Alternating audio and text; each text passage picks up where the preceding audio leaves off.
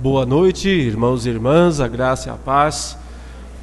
Queremos dar novamente as boas-vindas a todos e parabenizá-los, pela persistência. Chegamos ao último dia, ao quinto dia de estudos, Tínhamos que ter mais 2, para dar 7, para fechar as 7 sessões.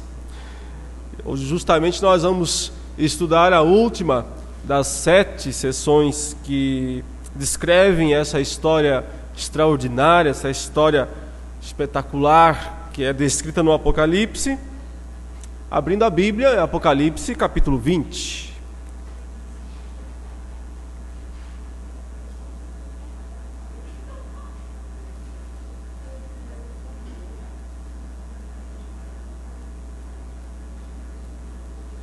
Apocalipse capítulo 20.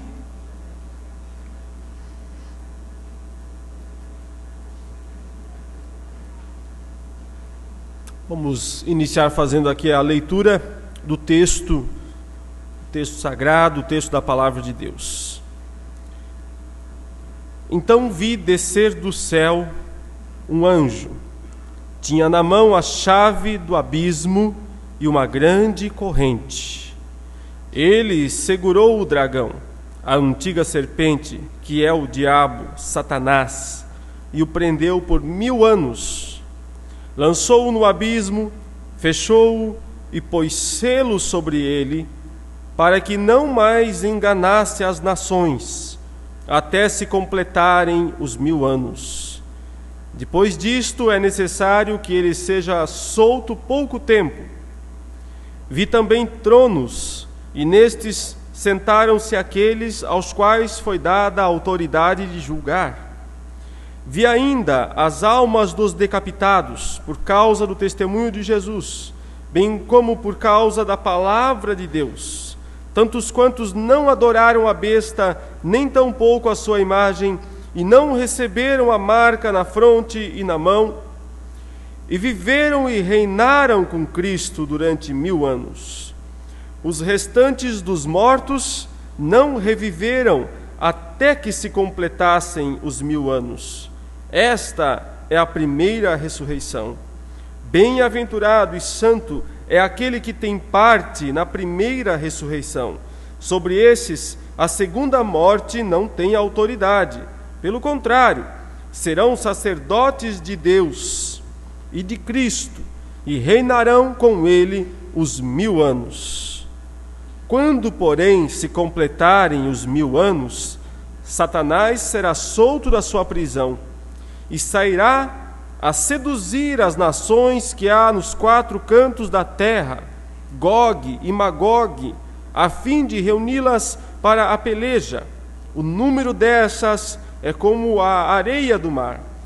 Marcharam então pela superfície da terra e sitiaram o acampamento dos santos e a cidade querida. Desceu, porém, fogo do céu e os consumiu. O diabo, o sedutor deles, foi lançado para dentro do lago de fogo e enxofre, onde já se encontram não só a besta, como também o falso profeta, e serão atormentados de dia e de noite pelos séculos dos séculos. Por enquanto, meus irmãos, até aqui, a leitura da palavra de Deus.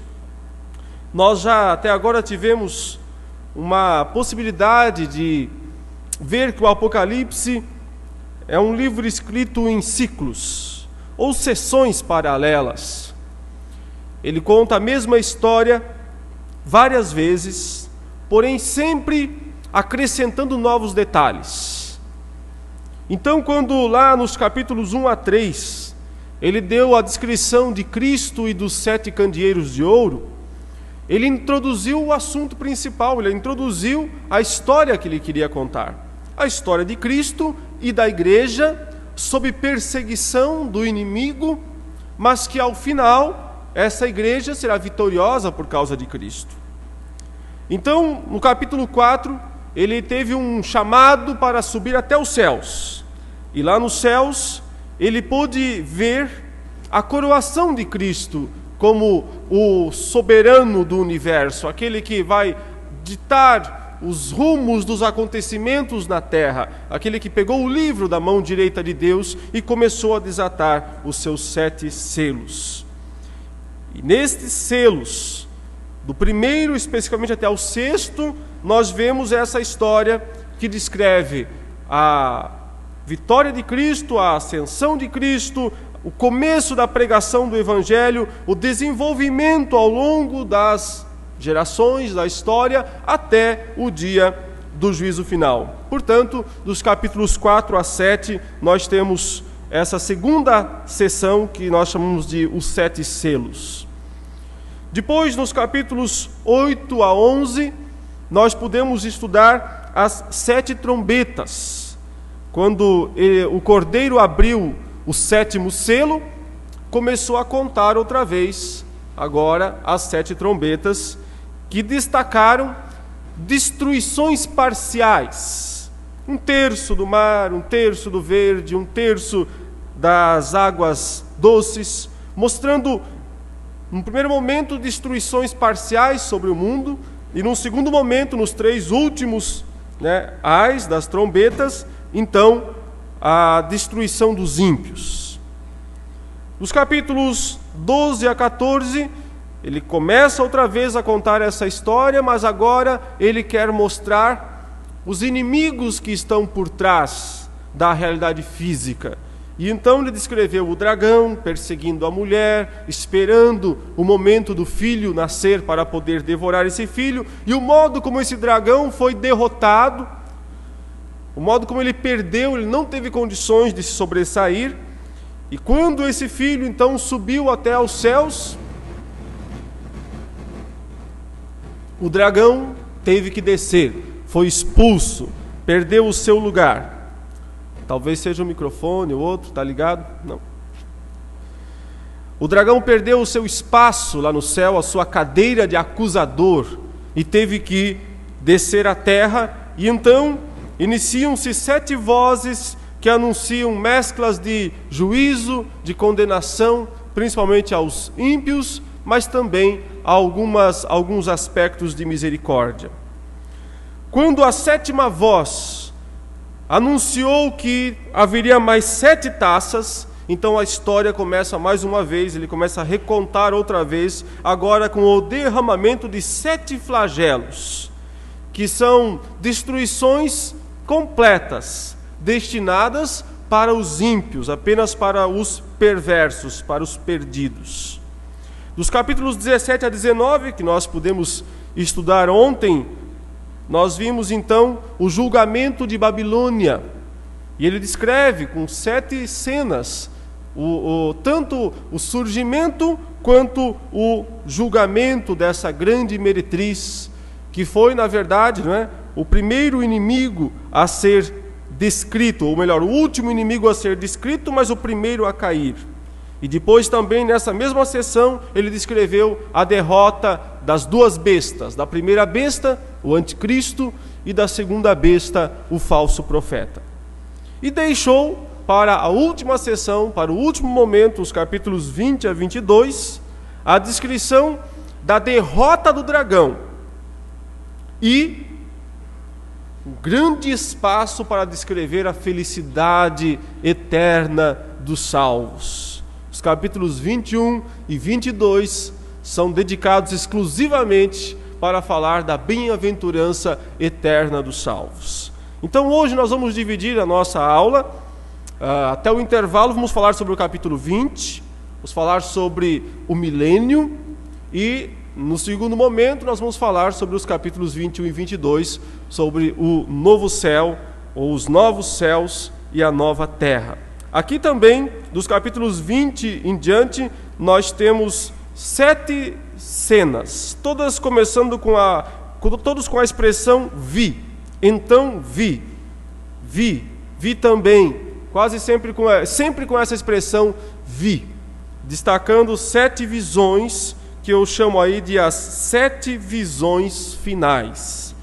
E assim, em cada uma das sessões, nós tivemos 7 elementos de destaque, fechando, portanto, os 7 ciclos ou as 7 sessões. Deixando agora de lado um pouco esse aspecto um pouco mais técnico, né? Vamos entrar diretamente no texto e já entender também a razão de haver interpretações diferentes quando se diz respeito a esse chamado milênio. Está claro no texto que existe um reino milenar, que há um reino de 1000 anos. E esse reino é de Cristo, é da igreja dele. Mas há grandes opiniões ou divergências de opiniões em relação a quando e como será esse milênio. Então há pelo menos há 4 posições diferentes a respeito desse aspecto, de dizer quando será o milênio, esse reino milenar, o reino de 1000 anos de Cristo com a sua igreja. As posições mais antigas que existem são 2, que começam no 2º e no 3º século, que nós chamamos de pré-milenismo e amilenismo. Um pouco depois surgiu o chamado pós-milenismo, e mais recentemente surgiu uma 4ª posição, chamada de pré-milenismo, mas com um termo a mais, dispensacionalista. Então, para entender, as 4 posições são essas: amilenismo, pré-milenismo histórico, que é esse que vem lá desde o século II, pré-milenismo dispensacionalista, que começou no final do século XIX e cresceu exorbitantemente no século XX, e o chamado pós-milenismo, que é antigo também, foi muito forte no século XVIII e XIX, mas encontra raízes anteriores a isso mesmo, mas que teve seu auge no século XIX principalmente. Todos aceitam que há um milênio, mas divergem em dizer quando será esse milênio e se esse milênio é literal ou não.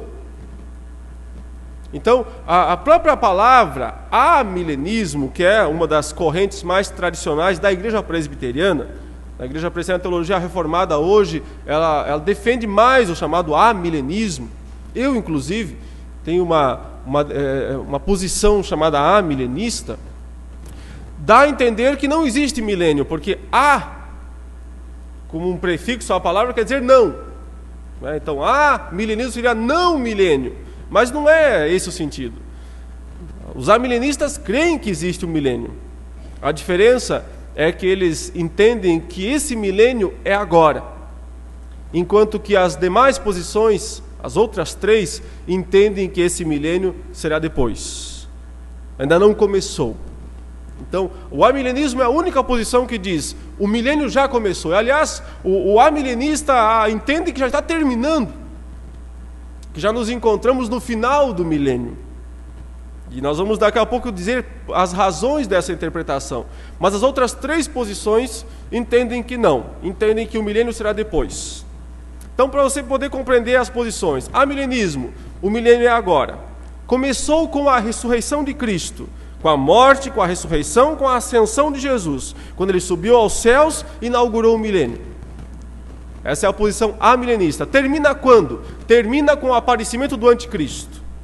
Quando o anticristo aparece, então findou-se o milênio e começa o período do mal.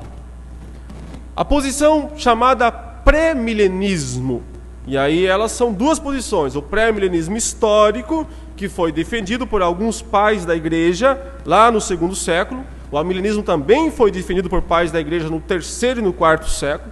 As 2 são as posições mais antigas. O pré-milenismo histórico diz o seguinte: quando Cristo voltar, no exato instante da sua segunda vinda, ele inaugura o milênio. Começa o milênio na segunda vinda de Jesus. E dura 1000 anos literais. Para o amilenista, não são 1000 anos literais. 1000 quer dizer um período completo de tempo, que vai da ressurreição de Cristo, ascensão de Cristo, até a segunda vinda. Pode durar 10.000 anos. Significa apenas um período definitivo, definido de tempo, entre a vitória de Cristo, lá na primeira vinda, e a sua volta.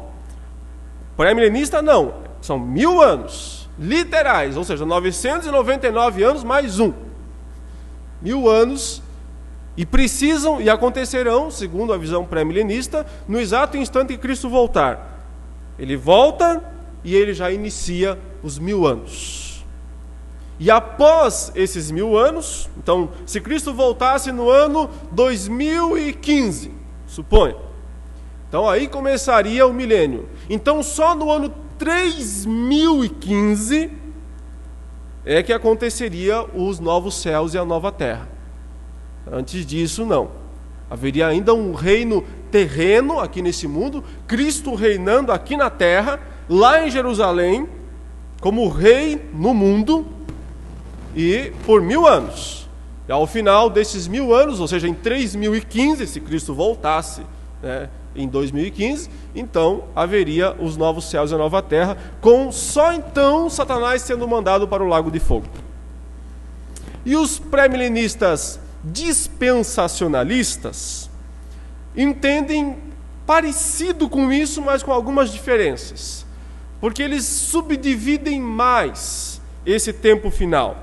Eles entendem o seguinte, que Cristo, e aí, se você quer entender o que é isso, é aquela história do livro Deixados para Trás, né? Um livro que muitos crentes têm lido, é um livro bom, tem coisas boas, assim, para se divertir, né? Como diversão, é interessante, tem uma história legal, mas a visão é essa, é pré-milenismo dispensacionalista. Significa o seguinte, que Jesus Cristo vai voltar, a sua segunda vinda é uma vinda secreta, não é uma vinda pública.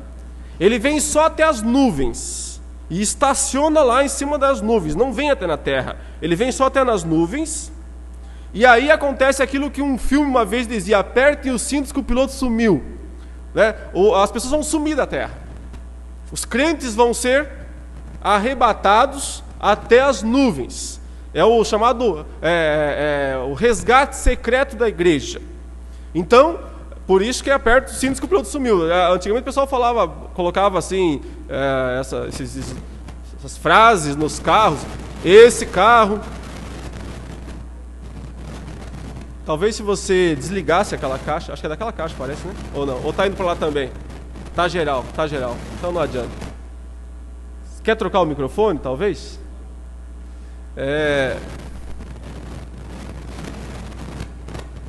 Temos uma interferência aqui. E olha que eu nem comecei a falar mal do pré-milenismo, né? Muito bem, vamos tentar ouvindo enquanto que... assim não dá.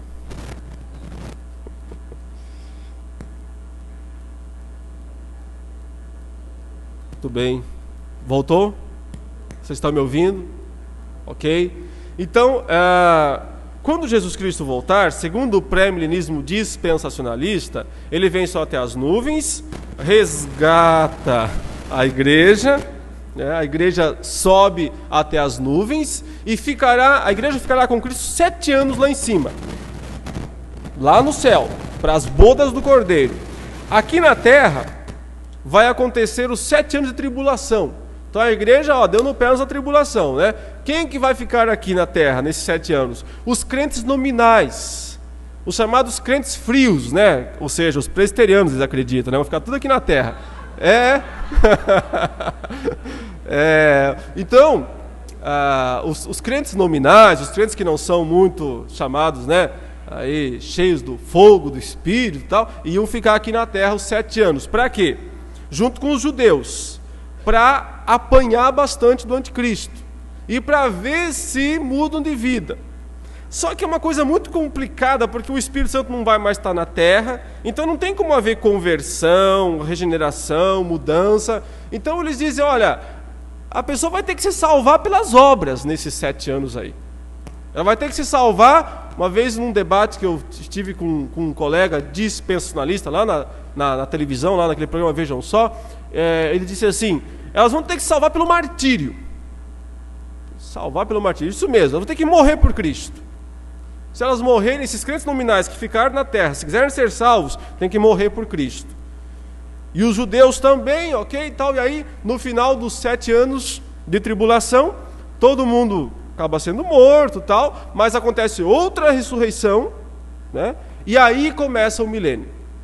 O anticristo é destruído, tal, e aí começa o milênio. Então a diferença do pré-milenismo histórico para o pré-milenismo dispensacionalista são esses 7 anos aí. Que os históricos acham que não existe isso não. Quando Jesus voltar, vai direto para o milênio. Mas o pessoal que divide em dispensações acredita que há esses 7 anos aqui na terra de tribulação só para os crentes nominais, né, e para os judeus, quando o anticristo vai aparecer, e aí, né, mas a igreja, o pessoal fervoroso já foi tudo para o céu e está livre de toda esse problema aqui na terra. Aí acontece 1000 anos e depois o estado eterno, novos céus e nova terra. E a quarta posição é o chamado pós-milenismo. O pós-milenismo tem a ideia de que o milênio vai começar em algum momento ainda. Pode ser ano que vem, pode ser daqui 10 anos, daqui 20 anos, mas ele começa da seguinte maneira, não com a segunda vinda de Jesus. Jesus só vai voltar no final do milênio. O milênio vai começar meio que automático. A ideia é assim, que a igreja, através da obra missionária, através da educação teológica, através da evangelização mundial, ia ajudar o mundo a melhorar tanto, mas tanto. O mundo ia ficar, aos poucos, ia se tornar assim, a terra ia se encher do conhecimento do Senhor, como as ondas cobrem o mar. Então a ideia é de que a igreja, através da obra missionária, através do ensino, através da busca por Deus, né, iria melhorar o mundo. E o mundo ia entrar numa era dourada de paz e prosperidade mundial à medida que isso tudo fosse acontecendo, né. Então o pós-milenismo foi muito forte no século XIX entre os cristãos. E não é difícil entender por quê que ele foi tão forte nos séculos XVIII e XIX entre os cristãos, mas quase morreu no século XX. Ainda tem muitos pós-milenistas, mas em comparação com o que havia no século XVIII e XIX, quase não existe mais. E vocês vão entender a razão. Vocês entendem a razão. O século XIX foi o século do otimismo mundial. As descobertas científicas, o progresso da razão, o crescimento da ciência, parecia que o mundo ia melhorar. Eles tinham, né, desde o tempo do positivismo lógico, né, aquela ideia de que o mundo ia melhorar. A filosofia ia trazer, ia extirpar o mal. O mal é a falta de educação. O mal é o primitivismo. Quando o ser humano se torna educado, se torna alguém consciente, ele melhora o seu mundo. E o século XIX, além disso, foi o grande século das missões mundiais da igreja. Então observe, houve um salto mundial, né? Ora, nós estamos aqui por quê? Porque Simonton deixou os Estados Unidos no século XIX, veio para o Brasil. E como ele veio para o Brasil, outros foram para a Colômbia, para o Chile, para o Uruguai, para a Índia, para a China, para todos os cantos do mundo. Então, parecia mesmo que a igreja ia conseguir alcançar o mundo inteiro e iria conseguir mudar as nações, e o mundo ia se transformar num lugar de paz e prosperidade mundial. Mas essa teoria, né, teve dois golpes muito duros no século XX. 2 grandes golpes, né? As 2 grandes guerras, entre vários outros, mas as 2 guerras mundiais mostraram que o progresso não leva o ser humano à paz e à prosperidade. Que a tecnologia, que as descobertas científicas, que o crescimento educacional, intelectual, não melhora realmente o ser humano. Antes, torna ele mais mortífero ainda. Porque ele tem mais armas, mais instrumentos para se destruir. Então, o século XX foi o século do pessimismo. Se o XIX foi o do otimismo, o XX foi o do pessimismo.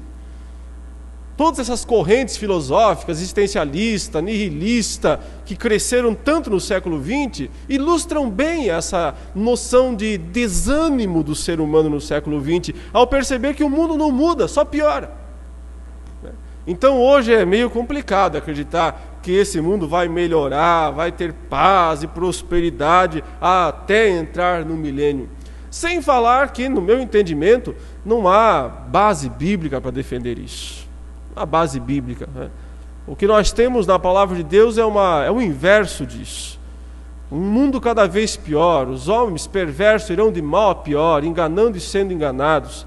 As descrições são muito mais sombrias do que otimistas. Há otimismo no sentido de dizer que o evangelho não pode ser detido, que o evangelho, o cavaleiro branco, é vitorioso e para vencer. Então o evangelho vai ser pregado em todo o mundo para salvar os eleitos de todo o mundo. Mas isso não vai melhorar o mundo inteiro. É o que eu falei, acho que quarta-feira aqui. Nós temos 40 milhões de evangélicos no Brasil. O que mudou no Brasil? Muito pouco. Se é que alguma coisa mudou. Não vem grandes transformações ao mundo. Uma das razões é pela diluição do evangelho que é pregado no Brasil, que é um evangelho, não é que vocês falam aqui, aguado, é isso? É aguado quando o negócio é meio fraco, sem açúcar, né? Então, uma das razões é porque nós temos um evangelho aguado, né? Ou um evangelho adulterado, ou batizado, né? Com gasolina batizado. Nós temos um evangelho meio estranho sendo pregado no Brasil. Talvez essa seja uma das razões. Resta-nos então, no meu entendimento, discutir, né, se a melhor interpretação é a do amilenismo ou se é a do pré-milenismo. Do amilenismo ou do pré-milenismo. A posição pré-milenista histórica tem bons defensores, tem uma base bíblica bem razoável, assim como o amilenismo. As outras duas posições, uma que eu não terei tempo aqui de estudá-las com profundidade, e eu pessoalmente acho muito difícil defendê-las, tanto o pós-milenismo quanto o pré-milenismo dispensacionalista. Esse último porque ele divide a história do mundo em 7 épocas, em 7 dispensações, e diz que Deus não tem um projeto unificado para o mundo, que Deus ele agiu de uma maneira num período, de outra em outra, de outra em outro. Houve um tempo que ele salvou as pessoas pelas obras, houve um tempo que ele salvou pela promessa, e hoje ele salva pela graça. Então Deus não tem um projeto unificado. Ele está sempre, como por assim dizer, consertando. Ele tenta de uma maneira, não funciona, entra com outro recurso. Não deu certo isso também, então vai com outro. Ele queria lidar com Israel. Israel rejeitou, então ele inventou a igreja. Mas não é que Deus queria a igreja, Deus queria Israel. Mas como não deu certo, então ele disse, então vamos lá, vamos com os gentios mesmo. Alguns teólogos dispensacionalistas chegam a dizer que a igreja é um parênteses.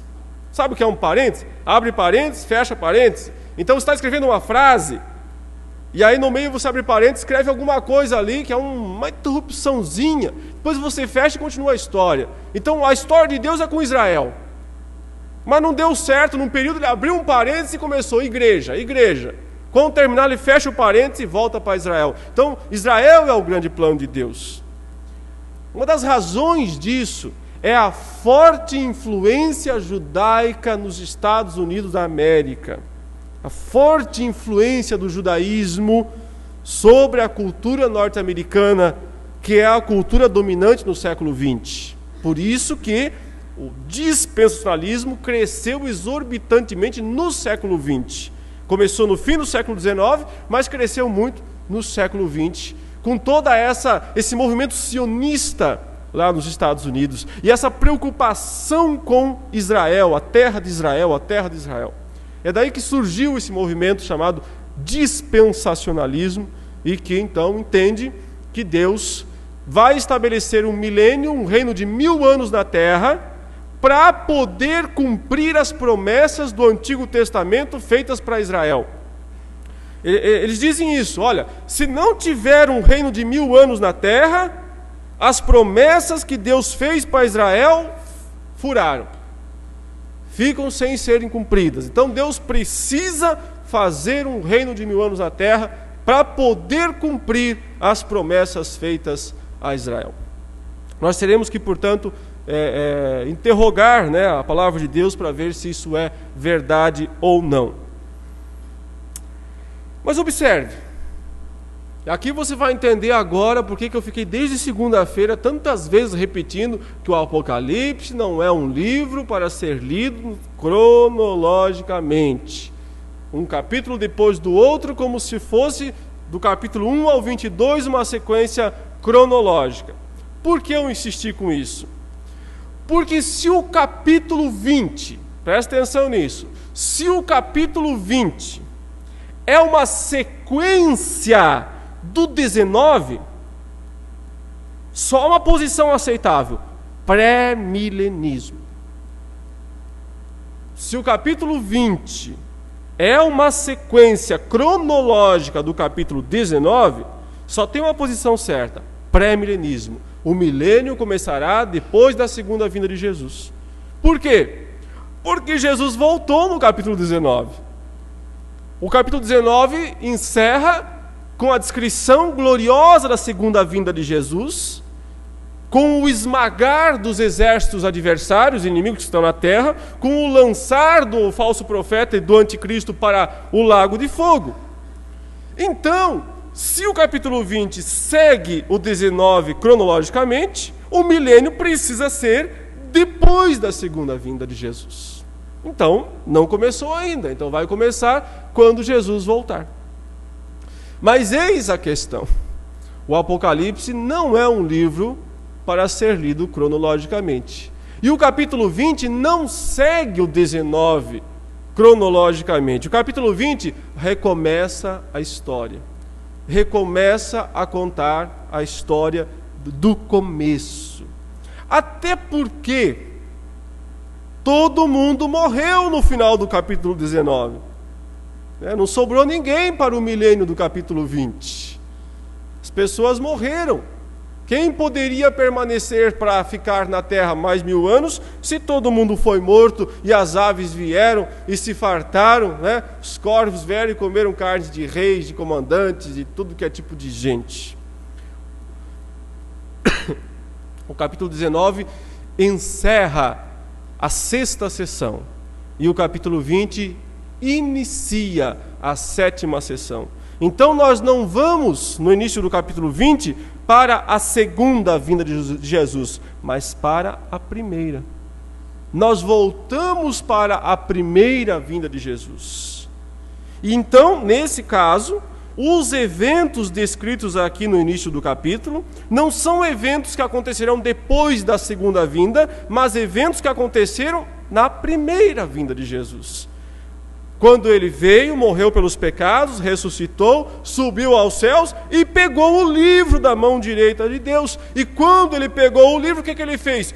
Desbancou Satanás, desbancou o dragão, expulsou o dragão. Então nós entendemos, na posição amilenista, que o que ele está descrevendo aqui de forma simbólica é esse mesmo evento já tantas vezes contado ao longo do livro, que Cristo venceu, que Cristo foi coroado no céu e que o dragão foi desbancado. Perdeu o seu domínio no céu. Observe: então vi descer do céu um anjo, tinha na mão a chave do abismo e uma grande corrente. Ele segurou, quer dizer, amarrou o dragão, a antiga serpente, que é o diabo, Satanás, e o prendeu, o acorrentou por 1000 anos. Lançou-o no abismo, fechou-o e pôs selo sobre ele, para que não mais enganasse as nações, até se completarem os 1000 anos. Depois disto, é necessário que ele seja solto pouco tempo. Então, é bem lógico, se você estiver lendo esse texto com uma sequência cronológica do capítulo 19, o milênio vai começar depois da segunda vinda de Jesus. Mas se o capítulo 20 reinicia a história, volta a falar dos eventos que dizem respeito ao início, ao começo, à primeira vinda de Jesus, então isso aqui precisa ser uma descrição simbólica, figurada, do que aconteceu lá na vitória de Cristo na cruz. E na verdade, a palavra de Deus usa expressões muito fortes para descrever o que Jesus Cristo fez com Satanás na primeira vinda. a severa restrição que colocou sobre ele. Eu quero que você veja comigo algumas destas passagens. Por exemplo, pode abrir a palavra de Deus lá em Mateus, capítulo 12, versículo 29. Mateus, capítulo 12,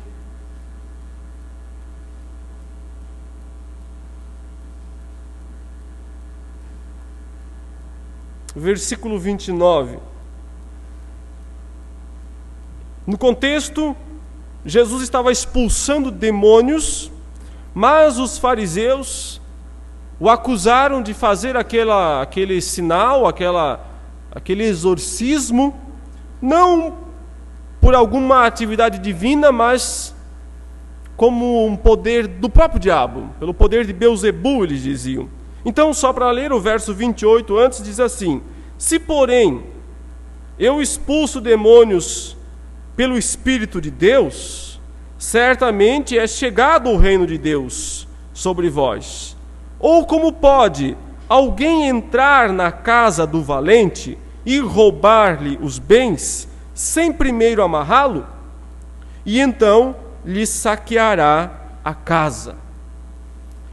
Ou seja, Cristo estava explicando para os seus discípulos que eles só estavam conseguindo expulsar demônios porque o próprio Cristo estava amarrando Satanás, que é o valente, que é o chefe, que é o cabeça, que ele estava impondo sobre Satanás uma severa restrição.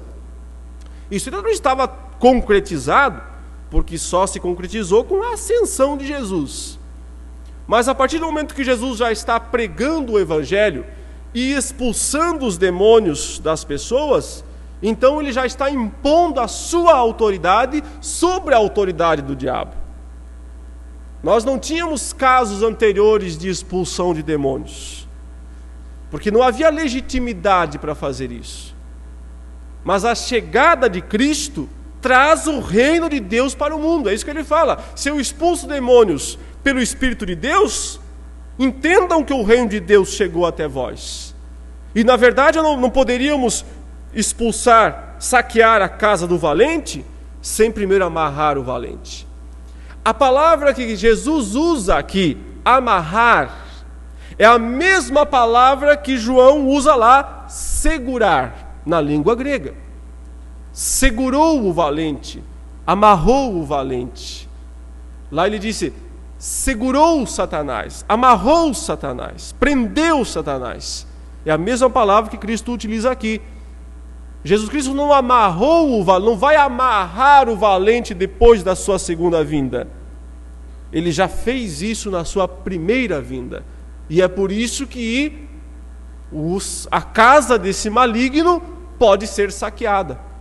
Caso contrário, essa casa não poderia ser saqueada. É isso que Cristo está argumentando nesta passagem. Em outra passagem, que é do Evangelho de Lucas, capítulo 10, verso 17, nós temos algo parecido. Lucas, capítulo 10,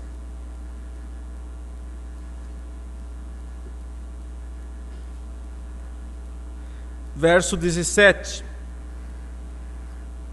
Novamente nós temos a situação em que os 70 discípulos são enviados para pregar nas cidades, nas aldeias, e eles retornam jubilantes porque eles dizem que até os demônios se submetem a eles. Algo especial está acontecendo, um poder especial que está dando condições que os discípulos expulsassem aqueles demônios. Verso 17 diz: então regressaram os 70, possuídos de alegria, dizendo: Senhor, os próprios demônios se nos submetem pelo teu nome. Mas ele lhes disse: eu via Satanás caindo do céu como um relâmpago. Eis aí vos dei autoridade para pisardes serpentes e escorpiões, e sobre todo o poder do inimigo, e nada, absolutamente, vos causará dano. Então observe, eles voltaram dizendo: Senhor, nós ordenamos aos possessos e os espíritos fogem quando nós usamos o seu nome. Estão admirados, estão exultantes por causa disso. E Jesus diz: sim, isso é possível porque eu via Satanás caindo do céu. Ele usa até um termo imperfeito, porque na verdade o próprio Cristo sabe que isso ainda não aconteceu. Só aconteceria essa queda, essa expulsão de Satanás do céu, quando o próprio Cristo já tivesse morrido, ressuscitado e subido lá aos céus. Quando ele subisse, então haveria. Mas o simples fato de ele já estar aqui, de ele ter Jesus Cristo colocado os pés na terra, já é o começo do enfraquecimento do poder de Satanás. Porque Cristo é o rei e o reino chegou. A presença do rei é a presença do reino. Então, é a primeira vinda de Jesus que amarra o valente, que é a mesma expressão usada lá em Apocalipse, e é a primeira vinda de Jesus que faz Satanás cair do céu, que é a mesma palavra usada aqui, lá em Apocalipse, para lançou-o para baixo, que é a palavra lançou-o para baixo, que foi descrito no capítulo 12, quando os anjos, liderados por Miguel, expulsaram e atiraram Satanás e seus anjos para a terra, que é também a expressão do capítulo 20 que diz: lançou-o para o abismo, lançou-o para o abismo. Por isso nós entendemos que a descrição do capítulo 20, essa restrição imposta sobre Satanás, não é algo que vai acontecer na segunda vinda de Jesus, mas algo que aconteceu na primeira vinda de Jesus. E algumas passagens a mais reforçam essa interpretação. Gostaria que vocês lessem agora João capítulo 12. João capítulo 12.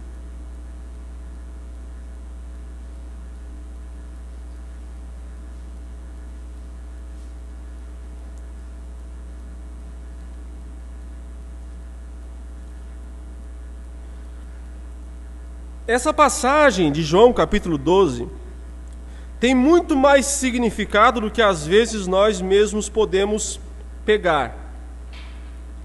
Para nós entendermos o contexto, lá no início, no versículo 20, descreve assim: ora, entre os que subiram para adorar durante a festa, havia alguns gregos. Presta atenção nesses caras, gregos. Quem são esses caras? Gregos. Não são judeus, são gentios.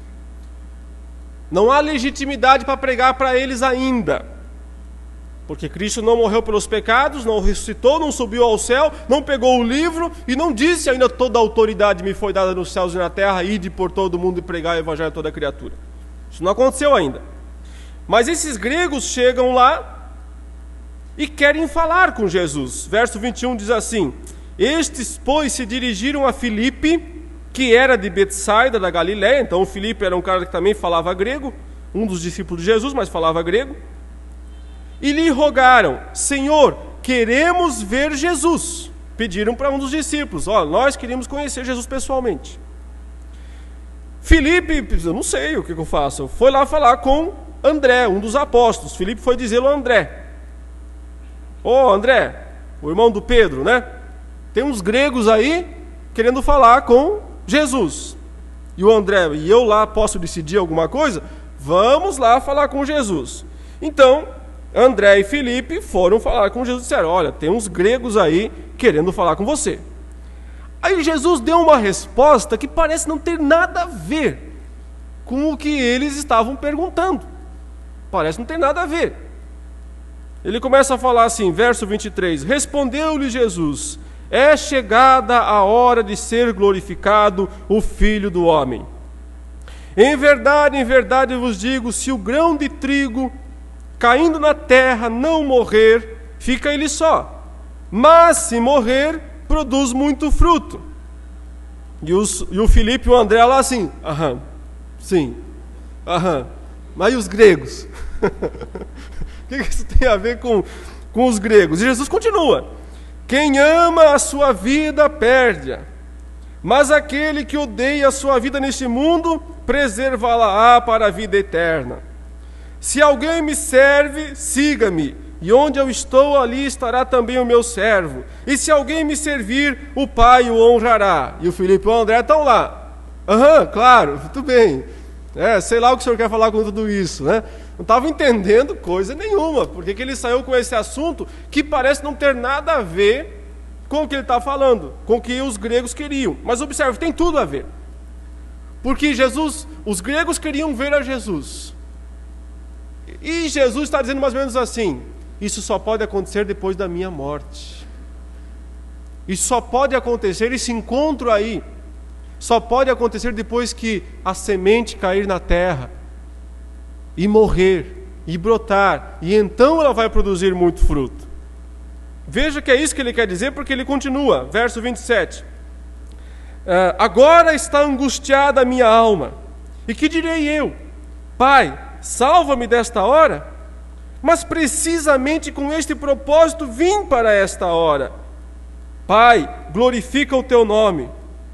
Então veio uma voz do céu: eu já glorifiquei, e ainda o glorificarei. Nessa hora o Filipe e o André, bateram o joelho, porque do nada sai uma voz do céu. Eles estão lá só para pedir uma audiência para os gregos, e eles não estão entendendo a proporção que aquilo está tomando. Porque na verdade eles trouxeram o assunto fundamental da primeira vinda de Jesus. Eles não podiam entender isso. Quando aqueles dois gregos chegaram e disseram: queremos ver Jesus, Jesus começou a dizer: foi para isso que eu vim. Mas o quanto é difícil fazer isso. Porque para que isso aconteça, eu tenho que ser morto. Para isso aconteça, eu tenho que ser enterrado. Enquanto eu não passar por essas coisas terríveis que eu preciso passar, nada disso vai acontecer. Para encurtar um pouco essa história, que é bastante longa, Jesus diz no versículo 31: chegou o momento de ser julgado este mundo, e agora o seu príncipe será expulso. E eu, quando for levantado da terra, atrairei todos a mim mesmo. E eu, quando for levantado da terra, atrairei todos a mim mesmo. Ou seja, André, Filipe, agora não posso receber os gregos. Não é esse o momento de eu receber os gregos. Porque nesse exato momento o príncipe deste mundo ainda detém legitimidade sobre eles, sobre a nação deles, sobre a terra deles e sobre todas as outras nações, exceto Israel, com quem Deus tem uma aliança particular, ao ponto de ter colocado um templo lá no centro de Israel. Exceto Israel, as outras nações estão debaixo do domínio do príncipe deste mundo.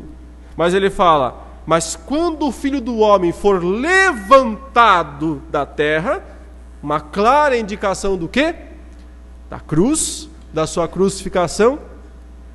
Nesse momento, eu atrairei todos, até esses gregos que estão aí, atrairei todos a mim. Porque nesse momento, o príncipe deste mundo será expulso.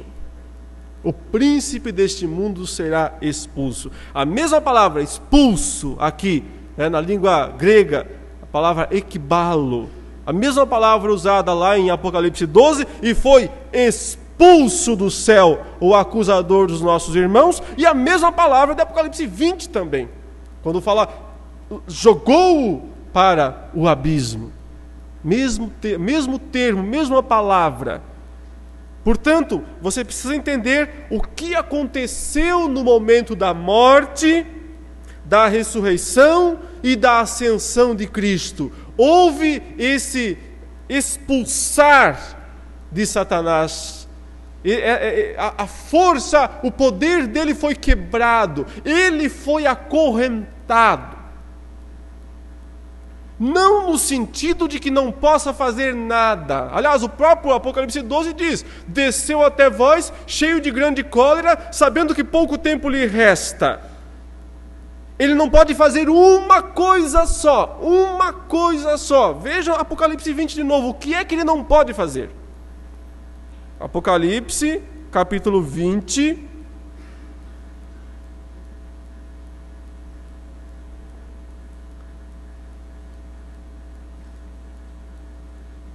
Então veja, os mesmos termos usados todos esses textos que eu li até agora. Então eu vi descer do céu um anjo, tinha na mão a chave do abismo, uma grande corrente. Ele segurou o dragão, a antiga serpente, que é o diabo, Satanás, e o prendeu por 1000 anos, lançou-o no abismo, fechou-o, pôs selo sobre ele, para que não mais enganasse as nações. Essa é sua restrição. Não está dizendo que ele não pode morder, que ele não pode espernear, que ele não pode agir, que ele não pode tentar, que ele não pode, sei lá, com alguma autorização divina, produzir males. Está dizendo que ele não pode enganar mais as nações. Porque aquele príncipe deste mundo, que detinha as nações nas trevas, os gregos lá que queriam ver a Jesus, mas não estava na hora ainda, esse príncipe deste mundo não permitia, e ele tinha legitimidade para isso, não permitia que o evangelho fosse pregado em todas as nações, que a aliança de Deus alcançasse nações fora de Israel. Mas quando Cristo sobe ao céu, pega o livro, abre o primeiro selo, acabou. O cavaleiro branco sai vitorioso e para vencer. O evangelho sai livre em todas as nações. O que é que ele não pode fazer? Ele não pode impedir que o evangelho seja pregado em todas as nações. Ele não pode obscurecer as nações com essa mensagem do evangelho. Ele pode até obscurecer indivíduos, mas ele não pode impor aquela cegueira mundial que ele impunha antes da morte, da ressurreição e da ascensão de Jesus. É apenas isso que o texto diz que ele não pode fazer. Porque eu sei, a grande dúvida que surge é essa: mas como é que eu posso dizer que Satanás está preso, se a gente sabe que ele está por aí fazendo um monte de maldades? Então, esse monte de maldades ele está autorizado a fazer. Deus permitiu que ele possa fazer. Mas ele não pode fazer a maior de todas as maldades: enganar as nações, impedir que o evangelho seja proclamado em todas as nações. É isso que ele não pode fazer, porque ele foi expulso. O príncipe desse mundo foi expulso, e eu, Jesus disse, atrairei todos a mim. Então essa é a nossa interpretação desta passagem. Nós não entendemos que diga respeito a algo que vai acontecer depois da segunda vinda de Jesus, mas algo que já aconteceu na primeira vinda de Jesus, quando Cristo amarrou o valente, quando Satanás caiu do céu, quando o príncipe desse mundo foi expulso e as nações puderam ouvir a palavra de Deus, porque Jesus disse: toda a autoridade me foi dada nos céus e na terra. Eu quero ver mais 2 passagens com você, para você entender o que é que Cristo fez com Satanás.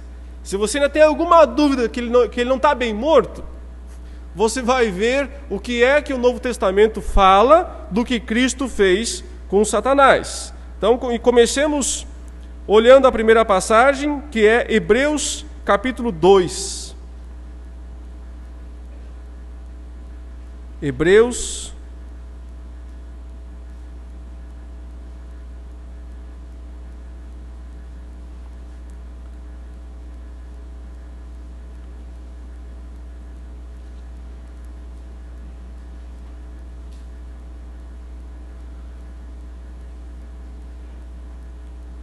versículos 14 e 15.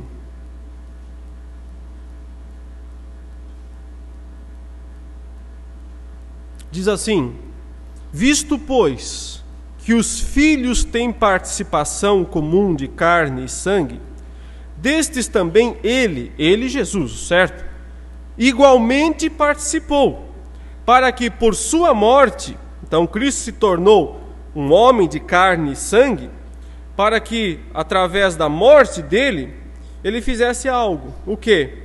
Destruísse aquele que tem o poder da morte, a saber, o diabo, e livrasse todos os que, pelo pavor da morte, estavam sujeitos à escravidão por toda a vida. Ele está falando do que Cristo Jesus fez com Satanás lá na cruz, quando Cristo morreu na cruz. O que foi que ele fez com Satanás? Ele o destruiu. Essa é a palavra usada aqui. Destruiu.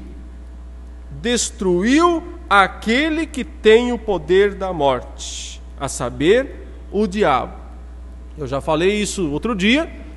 Dizer que Satanás tem o poder da morte, ou tinha, porque ele perdeu esse poder, como príncipe desse mundo ele foi expulso, continua sendo o Deus deste século, mas não é mais o príncipe desse mundo. Você entende a diferença? Ele ainda é um referencial para este século, mas ele não é mais o príncipe deste mundo, aquele que pode cegar as nações, aquele que pode manter todas as nações debaixo da cegueira espiritual. Isso ele não pode mais fazer. Mas ele pode cegar indivíduos, e continua fazendo isso bastante, segundo Paulo fala em 2 Coríntios 4.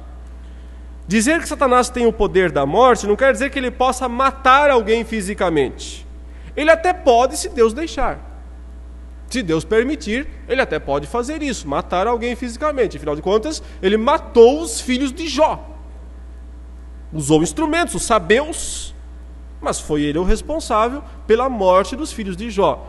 Mas só pôde fazer isso com autorização divina. Ele não tem o poder de matar, porque o poder de vida e morte é de Deus. Dizer que ele detém o poder da morte é aquele sentido de acusação. Ele, como o acusador, podia exigir a condenação da morte. Pense então no caso, lá nos Estados Unidos, o promotor público da cidade detém o poder da morte. Porque ele pode acusar as pessoas e exigir que elas sejam condenadas à morte.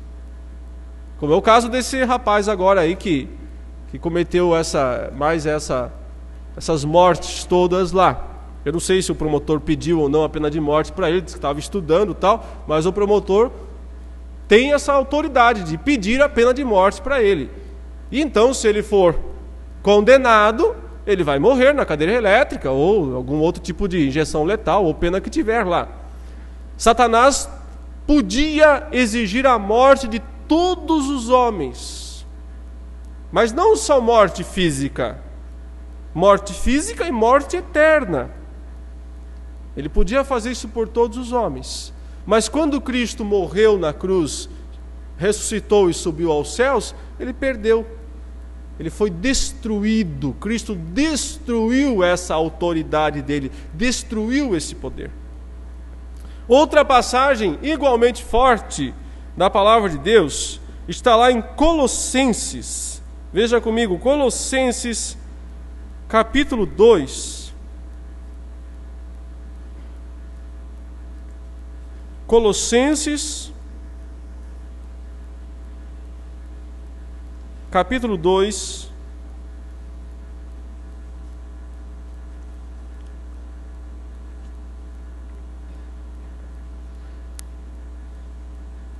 os versículos 13 a 15, meus irmãos, são um dos textos mais formidáveis da palavra de Deus, porque descrevem o grande benefício que Jesus Cristo conquistou para nós através da sua morte, dizendo que ele cancelou o escrito de dívida, né? Está aí no versículo 14.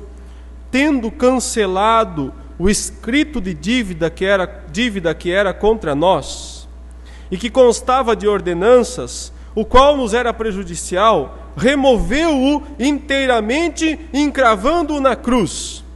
Então, atenção, você, eu, qualquer pessoa, possuíamos um escrito de dívida contra nós, dizendo: fulano, por seus atos, por seus pecados, por suas falhas, por suas transgressões, precisa pagar a morte eterna. Esse era o trunfo de Satanás. Esse documento, durante todo o Antigo Testamento, é a força dele, é o poder dele. Ele detém isso para acusar as pessoas. É a lei de Deus. Ele utiliza a própria justiça de Deus para ir contra Deus, porque Deus, em seu amor, não quer condenar os homens, mas Satanás exige que Deus cumpra a sua justiça e condene e mande mesmo aqueles que estão em aliança com ele. Então observe, quando Cristo removeu esse documento, encravando-o na cruz, na verdade o que foi encravado na cruz não foi um papel, foi um corpo, o corpo do próprio Cristo, onde ele estava carregando, como diz Pedro, carregando ele mesmo sob o madeiro os nossos pecados. Então ele estava carregando a nossa culpa na cruz. Quando ele carregou a nossa culpa na cruz, aconteceu o versículo 15.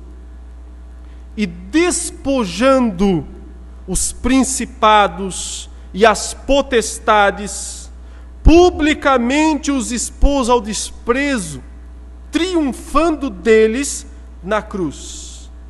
Quem são os principados? Quem são as potestades? São aqueles que Paulo diz em Efésios capítulo 6, que são os nossos verdadeiros inimigos. A nossa luta não é contra o carne e o sangue, mas contra os principados, as potestades, os dominadores desse mundo tenebroso, as forças espirituais do mal. Aqui ele resume só nesses dois grupos principais: os principados e as potestades, os demônios. Satanás é o grande principado, é o grande príncipe dessa horda toda. Mas observe o que foi que Cristo fez com eles, Satanás, e com toda a seus aliados. Ele utiliza aqui, meus queridos, linguagem militar. O apóstolo Paulo, muitas vezes, nas suas cartas, usa a linguagem militar, porque o mundo daquela época era um mundo essencialmente militar. Ele usa aqui a descrição das batalhas romanas e de como que funcionava a vitória. Então, quando o exército romano triunfava contra o adversário, lá os bárbaros ou algum pequeno rei que se insurgia contra o domínio romano, as legiões eram enviadas para lá, algumas legiões de soldados romanos, com um general normalmente, ou um centurião, se fosse um grupo menor, mas quando o grupo era muito grande, ia um general. E então as legiões chegavam lá e massacravam os adversários. Às vezes levavam um tempinho a batalha, mas finalmente as legiões venciam, né? O exército romano vencia o adversário. Então começava o processo de despojamento. Despojamento era a primeira coisa que eles faziam. Os que não haviam sido mortos na batalha eram despojados. Quer dizer, eram saqueados, tirava tudo que eles tinham. Qualquer dinheiro, qualquer arma e a roupa, inclusive. Então, eles eram despojados de tudo que eles possuíam. Se eles não tivessem morrido, né? Quem morreu também era despojado, morto mesmo. Tiravam tudo, saqueavam, pilhavam, tiravam tudo que o adversário tinha. Isso Cristo fez com Satanás, com seus principados e potestades. Olha aí, despojando os principados e as potestades. Ele as deixou sem nada. Tirou todos os seus bens, tirou toda a sua força, toda a sua riqueza. Ele despojou. Mas não fez só isso. Porque depois que o exército romano despojava o exército inimigo, acontecia o desfile triunfal. E o que era o desfile triunfal? Os soldados romanos vestiam a melhor roupa, a melhor armadura limpa, bonitinha, e iam desfilar dentro de Roma. Eles iam entrar na cidade de Roma como vencedores. Então lá na frente ia o general, montado no cavalo branco, todo reluzente de armadura, vitorioso. Depois vinham os soldados romanos também. E lá atrás vinha quem? Os derrotados. Como? Nus, acorrentados, um atrás do outro, como escravos. Para quê? Para serem ridicularizados pelos habitantes de Roma, para que percebessem o que haviam enfrentado, que cidade haviam enfrentado, quem era Roma, para que pudessem ser humilhados. Paulo diz que Jesus fez isso com os principados e potestades. Ele despojou os principados e as potestades e publicamente os expôs ao desprezo, que era a expressão usada para aquele desfile quando o exército vencedor entrava em Roma para expor os derrotados à humilhação, ao desprezo público. Você acha que foi pouca coisa que Jesus Cristo fez na cruz? Muitas pessoas acham que foi uma vitória muito fraca essa de Jesus. Acham que tem que fazer mais coisas lá na frente. A vitória de Cristo na cruz foi estrondosa. Foi absolutamente definitiva. Todo o poder de Satanás foi quebrado. Ele foi exposto a todo o ridículo, a toda a humilhação. Isso Jesus Cristo fez com Satanás, com os principados e potestades. Ele não vai fazer isso na segunda vinda, ele fez isso na primeira vinda. É por isso que nós entendemos que o milênio não começa na segunda vinda. O milênio começou com a morte, com a ressurreição e com a ascensão de Jesus aos céus, quando ele quebrou o poder do inimigo de enganar as nações. O lançou para a terra, para esse abismo que é a terra, o lançou para a terra e disse: aqui no céu você não tem mais poder nenhum.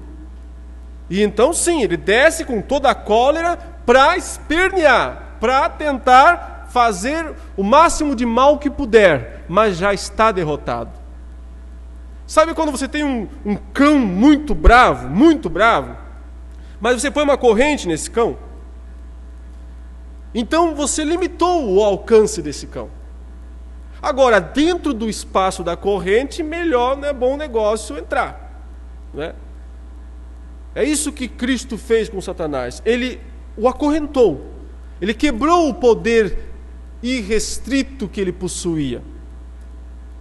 Porém, um sujeito acorrentado, né, um dragão acorrentado, tem uma pequena área de ação. Melhor não se colocar ali naquele espaço, porque pode ser perigoso. Melhor não dar lugar ao diabo. Melhor não dar espaço. Tem que resistir. Mas Cristo Jesus já o venceu. Volte novamente para Apocalipse 20, e aí talvez você possa entender qual é o sentido deste milênio, como nós estamos descrevendo. Lançou no abismo, fechou, pôs selo sobre ele, diz o verso 3, para que não mais enganasse as nações, até se completarem os 1000 anos. Depois disso, é necessário que ele seja solto pouco tempo. Então, essa é a ideia. Se então, estou expondo aqui a teoria amilenista. Se então, Cristo Jesus triunfou sobre Satanás na cruz, amarrou, quebrou, destruiu, aprisionou, expulsou, todos aqueles termos usados no Novo Testamento para Satanás, triunfou publicamente, o expôs ao desprezo. Então quer dizer que ele impôs essa limitação, essa corrente sobre ele por 1000 anos. Então começou lá o milênio. No final do milênio, ele vai soltá-lo. Ele vai afrouxar as correntes. E isso explicaria o quê? O crescimento do mal. No exato momento em que as correntes que prendem o dragão começam a se soltar, ele começa a ter aquela velha legitimidade que ele possuía de enganar as nações. Quer dizer que no instante final, antes da segunda vinda de Jesus, ele é solto. E aí surge o anticristo. Por isso que o anticristo tem algo que ninguém teve ao longo da história da igreja: o poder de destruir a igreja. Só ele tem isso, os outros, ninguém conseguiu fazer isso. Mas é dito que ele vai matar as duas testemunhas e elas vão ficar estirradas lá no chão, até ressuscitarem e serem arrebatadas. Então, essa legitimidade, essa condição de matar, de barrar, de brecar a pregação do Evangelho, acontecerá quando Satanás for solto da sua prisão. Agora, sem querer ser alarmista, mas o que é a metade do século XX para cá, senão um crescimento exorbitante do mal, que acompanha a tecnologia, que acompanha o crescimento científico, que ao contrário do que os nossos queridos pós-milenistas pensam, não melhora o mundo, mas piora o mundo. Porque faz com que as potencialidades malignas do ser humano se tornem mais aviltantes. O que é a internet? Internet, certo? Uma ferramenta boa por muitos aspectos, boa para muita coisa. Mas nada acelerou mais a impiedade, a perversidade do que a internet. Nada, isso é multiplicação da iniquidade. Em 10, 20 anos.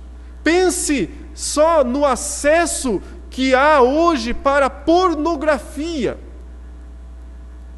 Porque há 20 anos atrás, se uma pessoa quisesse ver pornografia, ia ser um pouco difícil. Tinha que comprar uma revista só para 18 anos, complicado, na banca, coisa mais rara. Existia, claro que existia, sempre existiu. Mas, meus queridos, hoje basta digitar uma palavra no Google e crianças podem acessar com toda a facilidade esse tipo de coisas. Pornografia infantil, pense em como a internet acelerou isso, em como acelerou a perversidade, a degeneração, porque as coisas não são mais locais. Se alguma coisa acontece num ponto do mundo, no dia seguinte o mundo inteiro está envolvido, o mundo inteiro sabe. Isso é multiplicação da iniquidade. E isso é da década de 90 para cá. Quando é que surgiu a internet? Basicamente, 1990, eu lembro que em 97 eu fazia seminário em São Paulo, São Paulo, capital, e era a coisa mais difícil acessar a internet, coisa mais difícil. Alguns tinham, outros não tinham, a maioria não tinha, era lento, aquele negócio discado, complicado. Irmãos, são 12 anos. O que isso mudou o mundo? É uma mudança maior do que nos 100 anos anteriores, do que nos 1000 anos anteriores. O que é isso senão um afrouxar das correntes do dragão? Ele não está solto ainda, eu acho. O milênio não acabou ainda. Mas nós estamos nos últimos suspiros. O que é esse movimento mundial eu falei agora há pouco aí de pornografia, de sexo livre, contra o casamento, contra a família, a favor de uniões sexuais que não são aprovadas pela palavra de Deus. O que é esse movimento mundial? Que existe desde quando? Existe desde menos de 10 anos atrás. Porque há 20 anos atrás, claro que existiam pessoas com opção sexual diferente por aí, sempre existiu. Mas as pessoas tinham vergonha. Elas se escondiam, elas se ocultavam, elas não queriam ser descobertas. Hoje, elas não querem, elas andam na rua, elas fazem abertamente. E querem condenar os que criticam, querem ainda pôr na cadeia. Você percebe como o negócio mudou? Como o negócio virou? Em quanto tempo, meus irmãos? Isso não tem 10 anos. Não tem 10 anos. São 5 anos para cá. De 5 anos para cá, a força desse movimento, que por milênios existe, mas não conseguiu se fundamentar, em apenas 5 anos consegue fazer isso mundialmente falando. O que é isso senão correntes que estão se afrouxando, se enfraquecendo.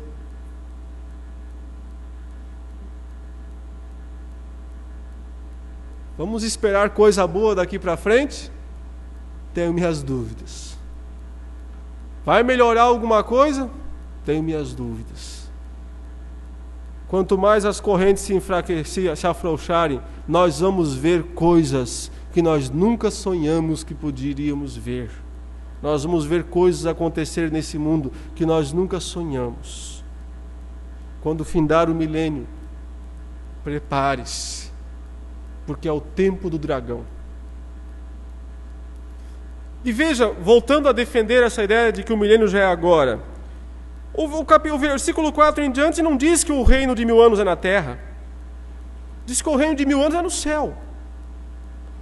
Vi também tronos, e nestes sentaram-se aqueles aos quais foi dada a autoridade de julgar.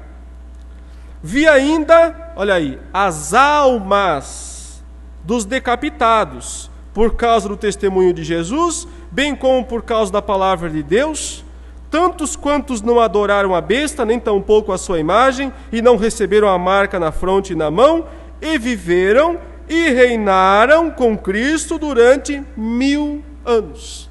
Quem que ele está vendo? Almas. Almas reinando com Cristo durante 1000 anos. Que almas? As mesmas que durante todas as outras sessões anteriores ele sempre mencionou. Lá no quinto selo ele disse: vi as almas dos decapitados. As mesmas frases. Vi as almas dos decapitados, blá blá blá, estavam lá debaixo do altar e pedindo para Deus: até quando, Senhor, soberano, justo, juiz, não julgas nem vingas o nosso sangue dos que habitam sobre a terra. Novamente ele diz: vi as almas. Antes ele falou, elas tinham que descansar. Agora ele disse, estão sentadinhas em tronos. Estão reinando com Cristo durante os 1000 anos. Porque ele não diz que essas almas voltam a tomar corpos. Diz que essas almas vivem e reinam. Essa é a expressão utilizada no versículo 4, no finzinho do versículo 4, quando diz, e viveram. Não diz, e reviveram. Não diz, e ressuscitaram. Isso é uma dedução de quem defende o milênio literal e terreno. É uma dedução. O texto não diz reviveram, ressuscitaram. Diz viveram, continuaram vivas. Continuaram vivas no céu. As almas não estão mortas. No céu elas vivem e reinam com Cristo pelos 1000 anos. Então aqueles decapitados lá no século I,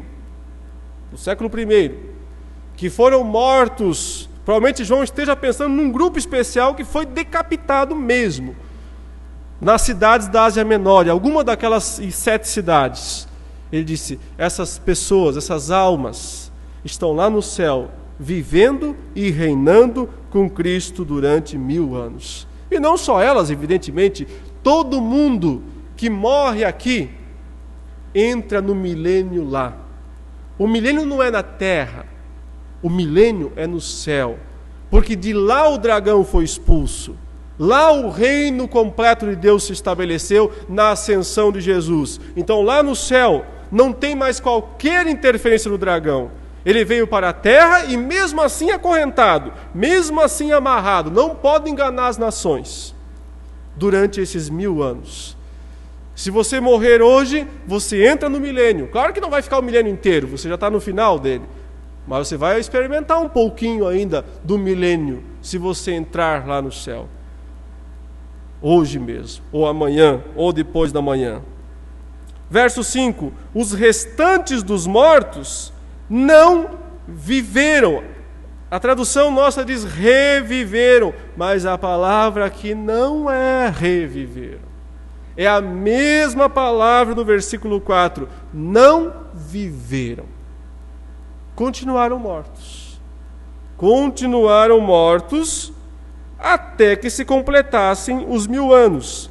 E aí ele chama isto de a primeira ressurreição. Esta é a primeira ressurreição. E diz algo interessante no versículo 6. Bem-aventurado e santo é aquele que tem parte na primeira ressurreição. Sobre estes, a segunda morte não tem autoridade. Pelo contrário, serão sacerdotes de Deus e de Cristo e reinarão com ele os 1000 anos. Para entender, então, o sentido dessa interpretação, que eu não estou dizendo que é perfeita, que é a única e que as demais são heresia, nós só saberemos lá no céu. Embora eu esteja defendendo, obviamente, essa posição que nós chamamos de amilenismo. Quando o crente morre aqui na terra, ele sobe aos céus, a alma dele sobe aos céus. Essa subida é chamada de primeira ressurreição, porque a palavra ressurreição quer dizer subir. Claro, subir também dá a ideia de subir da terra, por isso que a palavra é ressurreição. Subiu aos céus e entrou no milênio, na primeira ressurreição. Esse, ele diz, que tem parte na primeira ressurreição, não tem parte na segunda morte. A segunda morte é o lago de fogo, ele diz claramente em seguida. A segunda morte é o lago de fogo. Então é muito simples, quer dizer, não é tão simples, mas dá para entender. O sujeito morre aqui na terra, o crente morre aqui na terra, sua alma sobe aos céus. Essa é a primeira ressurreição. Ele entra no milênio, lá nos céus, que não tem mais nenhum problema lá, porque o dragão foi expulso. Esse cara, essa alma que subiu aos céus e está sentadinha num trono, reinando com Cristo por 1000 anos, pelo milênio inteiro, não tem risco nenhum de ir para o lago de fogo. A segunda morte não tem poder sobre ele. Não tem risco nenhum de ir para o lago de fogo. Mas os demais, aqueles que morreram e no simbolismo bíblico desceram ao Hades, não subiram aos céus, mas desceram ao Hades, desceram ao inferno, esses não ressuscitaram, não participaram da primeira ressurreição, não subiram ao céu. Portanto, só lhes resta a segunda morte, que é o lago de fogo. Então essa é a interpretação completa dessa posição que nós chamamos de amilenismo, que defende que o milênio começou com a ressurreição de Cristo, a morte, a ressurreição, a subida dele aos céus, e que o reinado das almas é no céu por 1000 anos. Verso 7. Quando, porém, se completarem os 1000 anos, Satanás será solto da sua prisão e sairá a seduzir as nações que há nos 4 cantos da terra, Gog e Magog, a fim de reuni-las para a peleja. Então, novamente, aquela batalha final, que já aconteceu pelo menos 4 vezes no Apocalipse, né? Vão ter 5 batalhas finais. Uma batalha, a mesma batalha. É aquela batalha do Armagedon, é aquela batalha dos reis que vêm do Oriente, é aquela mesma batalha onde Cristo esmaga as uvas, é a vindima, é a única batalha que acontece na segunda vinda de Jesus. Agora sim vai acontecer a segunda vinda de Jesus. Por quê? Porque Satanás é solto da sua prisão, sai a seduzir as nações nas 4 cantos da terra, reúne o seu exército, sitia a cidade querida, mas Jesus Cristo o destrói e o manda para o lago de fogo. Novamente a batalha é curta, é rápida, não tem nenhum tipo de demora aqui, e o lago de fogo abocanha Satanás. Quando ele diz onde já estão o anticristo e o falso profeta, não é porque eles são jogados no início do milênio e Satanás no final do milênio, mas é porque ele já descreveu o lançar do anticristo e do falso profeta na 6ª sessão. E deixou para descrever a do dragão na 7ª sessão, mas acontece no mesmo tempo, no mesmo e única batalha final. O dragão, a primeira besta, a segunda besta e todas as pessoas perdidas, todos para o lago de fogo. E, portanto, Essa é a única batalha final que existe. Vão ainda aqui algumas objeções, apenas para constar, com relação à ideia de um milênio futuro, como se fosse depois da segunda vinda de Jesus, como se só então Jesus Cristo iniciasse o reino na terra. Então observe, primeiro, nenhum texto da Bíblia fala de um milênio literal, nenhum outro texto. Esse é o único texto da Bíblia. E o Apocalipse não deve ser interpretado literalmente. Então entendemos que isso não dá base suficiente para crer no milênio literal. Em segundo lugar, se todo mundo foi morto no capítulo 19, quando Cristo veio e as aves do céu se fartaram, sobre quem que Jesus vai reinar durante os 1000 anos na terra? Se todo mundo morreu lá, se a igreja já foi transformada, subiu aos céus, glorificada, não sobrou ninguém na terra porque morreu todo mundo, sobre quem ele vai reinar? Que nações são essas? As nações foram todas destruídas. Que nações são essas? Não tem explicação. Não há respostas. Essa explicação fica totalmente sem resposta, porque ele vai reinar sobre quem na terra por 1000 anos, se destruiu todo mundo já. Outro problema, outra complicação para essa interpretação é a seguinte. Imagine só. Nós, então, a igreja, pensando nos crentes, nós ressuscitamos, vamos subir para nos encontrar com Cristo lá no céu, dar um abraço em Cristo, né, em todo mundo lá, aquela festa toda, e aí vamos voltar para a terra, mas para uma terra ainda imperfeita, para ficar mais 1000 anos aqui nessa terra, que ainda vai ter morte, ainda vai ter choro, ainda vai ter pranto, porque ainda não é o novo céu e a nova terra, ainda é um milênio aqui na terra. Vamos todo mundo lá para Jerusalém, né? Todo mundo pega as malinhas e vai lá para Jerusalém, e nós vamos morar lá em Jerusalém com Jesus na terra. Mas as outras nações que surgiram do nada, tinham sido destruídas no 19, mas surgiram do nada, de alguma maneira, elas apareceram lá. As outras nações não são glorificados, são homens comuns, como nós somos hoje. Então tem duas classes de pessoas na terra. Os X-Men, nós, né? Os transformados, o pessoal mutante, né? Que ficou com o corpo glorificado. Nós aqui na terra, glorificados. E o restante da humanidade aí vivendo 90, 80, 70 anos. A gente não. Imortal, na terra. 2 grupos convivendo ao mesmo tempo. Com que propósito? Com que razão? Qual a vantagem disso? Nenhuma. Nenhuma. É só um adiar do que nós mais queremos. Porque o que nós queremos como redimidos não é ficar 1000 anos reinando na terra, é o novo céu e a nova terra. O que nós mais queremos é ver não existir mais morte, não existir mais sofrimento, não existir mais dor, nem nada disso. Nós queremos a glória. Observe, hoje, por que é que o crente, eu falei aqui acho na terça-feira, porque o crente não consegue ser plenamente feliz aqui nesse mundo. O crente não consegue ser plenamente feliz aqui nesse mundo. Por quê? Porque ele tem o Espírito Santo. E o Espírito Santo é o Espírito de santidade, de perfeição. É o Espírito do mundo vindouro, os poderes do mundo vindouro. Nós já bebemos um pouquinho disso. Mas eu saio aí fora e continuo vendo toda a mesma porcaria, toda a mesma destruição, toda a mesma maldade. Isso me angustia. Eu quero o céu, eu quero o novo céu e a nova terra. Aí Deus diz, mas vai ter que aguentar mais 1000 anos. Eu vou ficar assim pedindo, ô Gabriel, quanto já passou, Gabriel? Passou 50 anos só.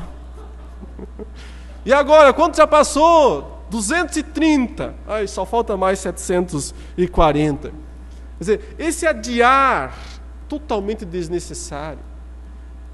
Não há razão nenhuma para isso. Um outro problema é como se fosse um castigo para os regenerados, ter que ainda viver numa terra decaída, já sendo glorificado. O que você quer é a perfeição, você não quer mais o imperfeito. Outro problema, essas pessoas que ficam na terra durante esse milênio, como é que fica isso? Elas vão ser salvas? Elas podem ser salvas? Eles dizem, podem. Mas como podem?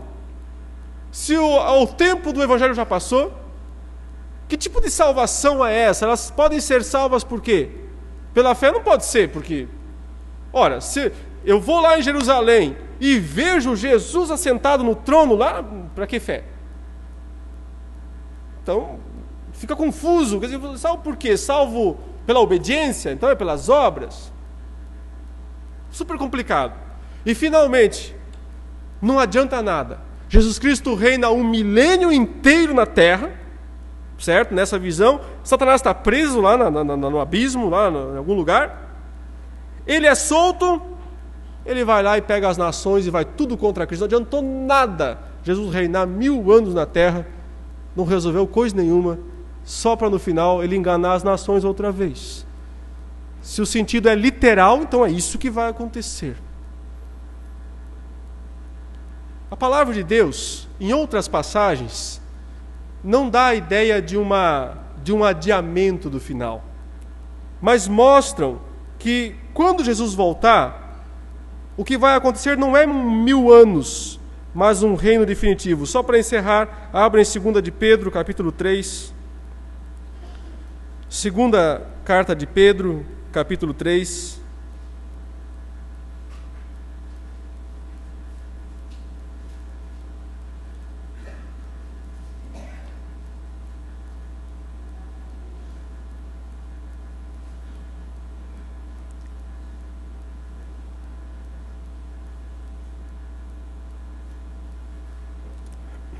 Versículo 7 diz assim: Ora, os céus que agora existem e a terra, pela mesma palavra, têm sido entesourados para fogo, estando reservados para o dia do juízo e destruição dos ímpios. Ou seja, quando acontecer o juízo, a terra atual, o céu atual vão ser destruídos pelo fogo. Aí ele vai dizer, só que vamos ter paciência, porque temos que entender, todavia uma coisa, amados, que não deveis esquecer, que para o Senhor um dia é como 1000 anos, e 1000 anos é como um dia.